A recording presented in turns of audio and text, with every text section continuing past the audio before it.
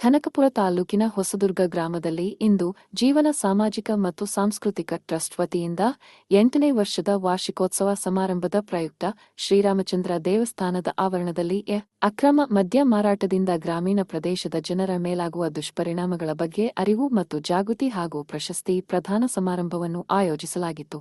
ಜೀವನ ಟ್ರಸ್ಟ್ ಅಧ್ಯಕ್ಷ ಪ್ರಾಸ್ತಾವಿಕ ಭಾಷಣ ಮಾಡಿ, ಹೊಸದುರ್ಗವು ಶ್ರೀರಾಮಚಂದ್ರನ ಪುರಾಣ ಪ್ರಸಿದ್ಧ ಹಿನ್ನೆಲೆಯನ್ನು ಹೊಂದಿದ್ದು, ಈ ಪಾವಿತ್ರ್ಯತೆಗೆ ಅಕ್ರಮ ಮದ್ಯ ಮಾರಾಟವು ಕಪ್ಪು ಚುಕ್ಕೆಯಾಗಿದ್ದು, ಅದನ್ನು ತೊಡೆಯುವ ದೃಷ್ಟಿಯಿಂದ ಈ ಕಾರ್ಯಕ್ರಮ ಆಯೋಜಿಸಲಾಗಿದೆ ಎಂದರು.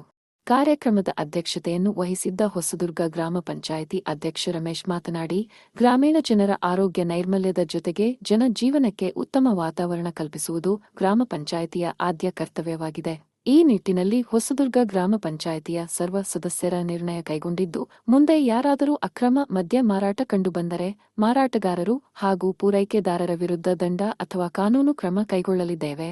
ಇಡೀ ಗ್ರಾಮ ಪಂಚಾಯಿತಿ ವ್ಯಾಪ್ತಿಯ ಎಲ್ಲ ಹಳ್ಳಿಗಳಲ್ಲಿ ಇನ್ನು ಮುಂದೆ ಅಕ್ರಮ ಮದ್ಯ ಮಾರಾಟ ನಿಷೇಧಿಸಿದ್ದು, ಈ ನಿರ್ಣಯ ಕೈಗೊಂಡ ತಾಲೂಕಿನ ಮೊದಲ ಪಂಚಾಯಿತಿ ನಮ್ಮದಾಗಿದೆ ಎಂದರು.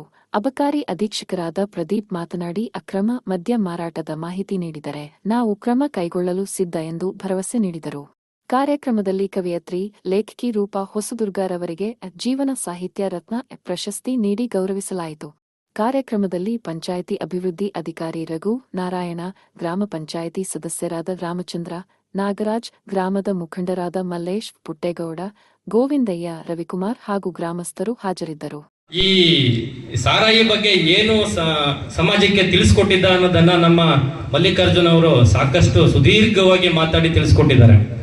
ನಾನಾದ್ರೂ ಹೇಳೋದಿಷ್ಟೇ, ಜನ ಯಾವಾಗ್ಲೂ ಆಸ್ತಿ ಸಂಪಾದನೆ ಮಾಡ್ತೀವಿ, ನಮ್ಮ ಮಕ್ಳಿಗೆ ಆಸ್ತಿ ಕಟ್ಕೊಡ್ಬೇಕು, ಏನೋ ಮಾಡ್ಬೇಕು ಅಂತ ಅದರಿಂದ ಯೋಚನೆ ಮಾಡ್ತಾ ಇರ್ತೀವಿ.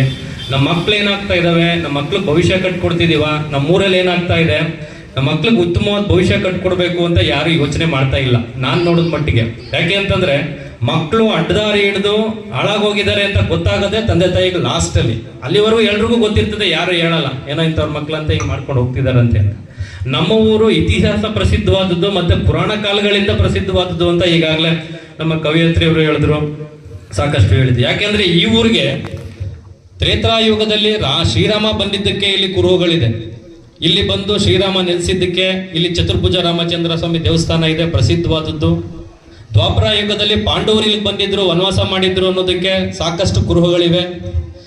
ಈ ಕಲಿಯುಗದಲ್ಲಿ ಒಬ್ಬ ಪಾಳ್ಯಗಾರ ಇಲ್ಲಿ ಆಡಳಿತ ಮಾಡ್ತಾ ಇದ್ದ ಅನ್ನೋದಕ್ಕೆ ಬಹಳಷ್ಟು ಕುರುಹುಗಳಿದೆ. ಇಲ್ಲಿ ಕೋಟೆ ಇದೆ.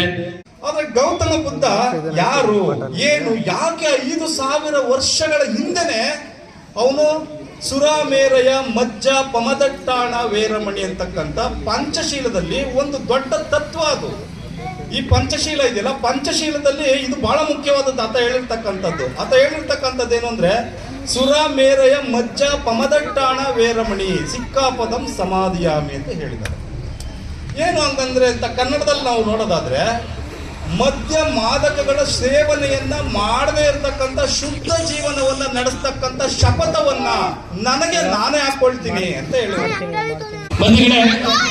ನಮ್ಮ ಗ್ರಾಮ ಶ್ರೀರಾಮಚಂದ್ರನ ಒಂದು ಐತಿಹಾಸಿಕ ಪೌರಾಣಿಕ ಕ್ಷೇತ್ರವಾಗಿ ಇವತ್ತು ದಿನ ಖ್ಯಾತಿ ಗಳಿಸಬೇಕಾಗಿತ್ತು. ಆದರೆ ಎಲ್ಲೋ ನಮ್ಮ ಊರು ಕುಖ್ಯಾತಿ ಗಳಿಸ್ತಾ ಇದೆ. ಬೇರೆ ಏನೋ ಕಾರಣಗಳಿಗೆ ಕುಖ್ಯಾತ, ಬಂಗಿ ಸೊಪ್ಪು, ಅಕ್ರಮ ಮದ್ಯ ಮಾರಾಟ, ಈ ರೀತಿ ವಿಚಾರಗಳಿಗೆ ನಮ್ಮ ಗ್ರಾಮ ಕುಖ್ಯಾತಿ ಆಗ್ತಾ ಇದೆ. ನೀವೆಲ್ಲ ಒಂದನ್ನ ಜ್ಞಾಪಕ ಇಟ್ಕೊಳ್ಬೇಕು. ಒಂದು ಕಥೆಯನ್ನ ಹೇಳ್ತೀನಿ, ಪುರಾಣದ ಒಂದು ಕಥೆಯನ್ನ. ಕೃಷ್ಣ ಬಲರಾಮನಿಗೆ ಹೇಳ್ತಾನಂತೆ, ತನ್ನ ಸಂತತಿ ಎಲ್ಲ ನಾಶ ಆದಾಗ ಅಳ್ತಾ ಹೇಳ್ತಾನಂತೆ, ತಮ್ಮ ಕೃಷ್ಣ ಯಾಕೆ ಹೀಗಾಯ್ತು ಅಂತ. ಆಗ ಕೃಷ್ಣ ಪರಮಾತ್ಮ ಹೇಳ್ತಾರಂತೆ, ಅಣ್ಣ ಹಳೆಯದನ್ನ ನೆನಪು ಮಾಡ್ಕೋ, ನಾನು ನೀನು ದೇವಾಸುರ ಯುದ್ಧಕ್ಕೆ ಹೋಗಿದ್ವಿ, ಅಲ್ಲಿ ಯಕ್ಷರು ಒಂದು ಪಾನೀಯವನ್ನ ಕುಡಿತಾ ಕೂತಿದ್ರು, ನೀನು ಅಲ್ಲೋಗಿ ಅದನ್ನ ಕುಡಿದೆ, ಅದರಿಂದ ಮತ್ತಿನಲ್ಲಿ ತೇಲಾಡ್ತಾ ಇದನ್ನ ನನಗೆ ಹೇಳ್ಕೊಡ್ರಿ ಅಂತ ಹೇಳ್ಬಿಟ್ಟು ಯಕ್ಷರನ್ನ ಕೇಳಿದೆ. ಯಕ್ಷರಿಂದ ಕಲೆಯನ್ನ ಕಲ್ತ್ಕೊಂಡೆ. ನಾನು ಪರಿಪರಿಯಾಗಿ ಹೇಳಿದ್ರು ಕೂಡ ನೀನು ಅವತ್ತೊಂದು ದಿನ ಕೇಳಲಿಲ್ಲ. ಅದನ್ನ ತೆಗೆದುಕೊಂಡು ಬಂದು ಯದುಕುಲದವ್ರಿಗೆಲ್ಲ ಆ ಒಂದು ವಿದ್ಯೆಯನ್ನ ಕಲಿಸ್ಕೊಟ್ಟೆ. ಆ ಪಾನೀಯನ್ನ ಕುಡಿದಂತ ಜನ ಮತ್ತಿನಿಂದ ತೇಲಾಡ್ತಾ ಇದ್ರು. ಈ ಒಂದು ಮತ್ತಿನಿಂದನೇ ಒಂದು ದುರ್ವಾಸ ಮುನಿಗಳ ಹತ್ರ ಹೋಗಿ ಕೃಷ್ಣನ ಮಗನನ್ನ ಸೀರೆ ಉಡಿಸಿ ಕರ್ಕೊಂಡು ಹೋಗ್ಬಿಟ್ಟು ಒಂದು ಮುನಿಗಳನ್ನ ಅವಮಾನಿಸ್ತಾರೆ, ಯಾವ ರೀತಿ ಯಾವ ಮಗು ಹುಟ್ಟುತ್ತೆ ಅಂತ. ಇವನಿಗೆ ಈ ಸಾಮಾನಿಗೆ ಒಂದು ಒನಕೆ ಹುಟ್ಟುತ್ತೆ, ಅದರಿಂದನೇ ನಿಮ್ಮ ಯದುಕುಲ ನಾಶ ಆಗುತ್ತೆ ಅಂತ ಮುಂದೆ ಆ ಸಾಮಾನ ಹೊಟ್ಟೆಯಲ್ಲಿ ಒಂದು ಒನಕೆ ಹುಟ್ಟುತ್ತೆ. ಅದನ್ನ ಅವರೆಲ್ಲ ಬೈದಿಂದ ಅದನ್ನ ತೇದು ಬಡ್ಡೆಯಿಂದ ಒಂದು ಚೂಪಾದ ಇದಾಗಿ ಬಿಟ್ಬಿಡ್ತಾರಂತೆ ನೀರಿಗೆ. ಮುಂದೆ ಅದೇ ಒಂದು ಪಾನೀಯವನ್ನ ಕುಡಿದು ಒಡೆದಾಡುವಂತ ಸಂದರ್ಭದಲ್ಲಿ ಆ ಕೈಗೆ ಸಿಕ್ಕುವಂತ ಜೊಂಡು, ಆ ಏನು ಮರದ ಪುಡಿಯಾಗಿತ್ತು ಅದು ಜೊಂಡಾಗಿ ಬೆಳೆದಿತ್ತು. ಒಂದೊಂದು ಕೈ ಬಂದ ತಕ್ಷಣ ಒನಕೆ ಆಗ್ತಿತ್ತಂತೆ. ಎಲ್ಲರೂ ಹೊಡೆದಾಡಿ ಯದುಕುಲ ನಾಶ ಆಯ್ತಂತೆ. ಪ್ರಜಾ ಭಾರತ ನ್ಯೂಸ್ ಸದಾ ನಿಮ್ಮ ಸೇವೆಯಲ್ಲಿ. ಧನ್ಯವಾದಗಳು.